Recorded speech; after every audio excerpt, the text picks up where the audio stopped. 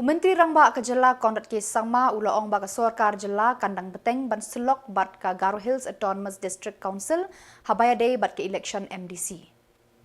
Hagajingkran bat kilat pathai Khubor, Menteri Rangba uong ba ke Sorkar Jylla kadan rengkat habaya day bat kane ke Elekshon watla ka day ke kamram jang ke council ban maj Phang shakmat. We will see how it goes because again, it's not the state government. Please, I want to be very clear about things. Yes, as Chief Minister, we are there to always guide and always give whatever thoughts from our side. But ultimately, the district council has to take a call. So it's the district council is the autonomous body.